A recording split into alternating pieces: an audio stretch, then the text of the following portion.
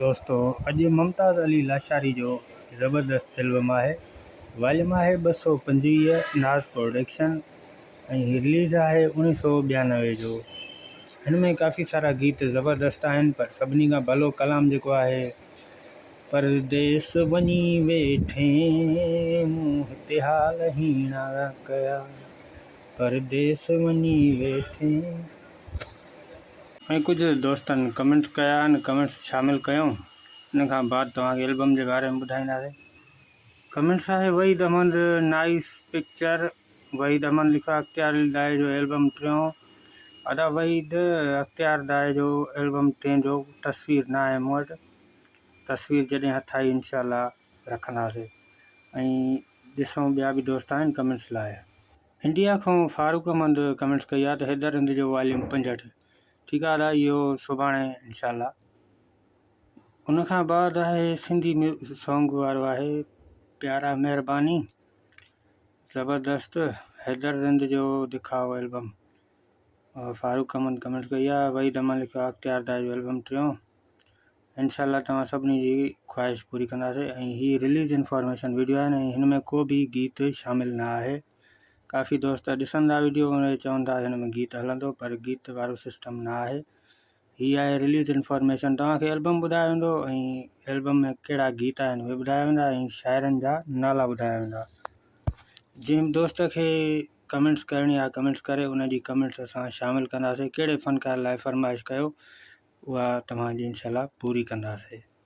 ऐं हिन में हिकिड़ो कलाम आहे अमीर बख्श चौहान जो कलाम आहे, सलाम तेरी यारी कूं, सिराइकी कलाम आहे। ऐं उनखां पोइ आहे अब्दुर्रहमान चौहान जो शाइरी आहे, परदेस वञी वेठे मूं हाल हीणा कया।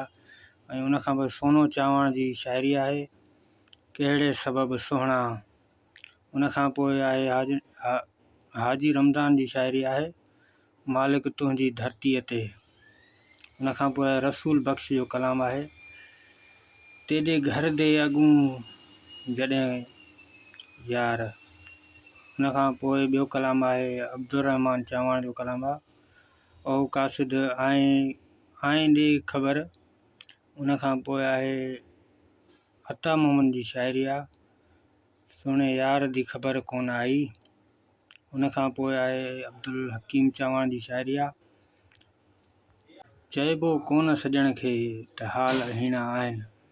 उनखां पोइ अरबाब चौहान जी शाइरी आहे, मुंहिंजी सोन जहिड़ी जवानी। उनखां पोइ आख़िरी गीत आहे सोनो चौहान जो कलाम आहे, मौला अॼु उन्हनि दिलबरनि खे आण। ऐं दोस्तो वीडियो तव्हांखे कीअं लॻो ऐं नवां दोस्त जेके आहियो कमेंट्स कयो ऐं तव्हांजी कमेंट्स शामिल कंदासीं। ऐं हीअ कमु असां इन लाइ रखियो आहे त जीअं काफ़ी दोस्त कलाम ॻोल्हींदा रहनि था, यूट्यूब ते सर्चिंग कंदा रहनि था, उन्हनि खे आसान कम लाइ मां हीअ वीडियो ठाहियां थो पियो, त जीअं हू एल्बम ॾिसंदा ऐं हिन में जेका ॻाल्हि आहे जेको एल्बम जे बारे में गीत ॿुधायूं था, थी सघे उन्हनि जी मुश्किल हल थी वञे। हू कलाम ॻोल्हणु चाहिनि था, उहो कलाम थी सघे हिन एल्बम में हुजे, मुमताज़ लाशारी जो या जलाल चांडे या हैदर हिंद जो या समीना कंवल या फौज़िया गुडी, समीना गुडी, कहिड़ा बि फ़नकार आहिनि सभिनी जा तव्हांखे मां वीडियो ठाहे ॾींदुमि।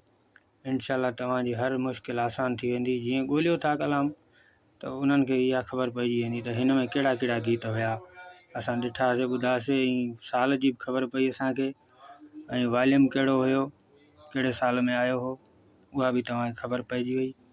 सो कमु रखियो आहे इहो, थोरो कमु आहे। फुज़ूल जा वीडियो जाम ॾिसो था ऐं जेके मौसीक़ी सां इश्क रखनि था उन्हनि जे लाइ वीडियो ख़ासि आहे, ॾिसनि बि ऐं दोस्तनि ताईं शेयर बि कनि, त जीअं उन्हनि जो कमु बि आसानु थिए, असांजो बि कमु आसानु थिए, असांजो बि कमु हले, उन्हनि जो बि हले।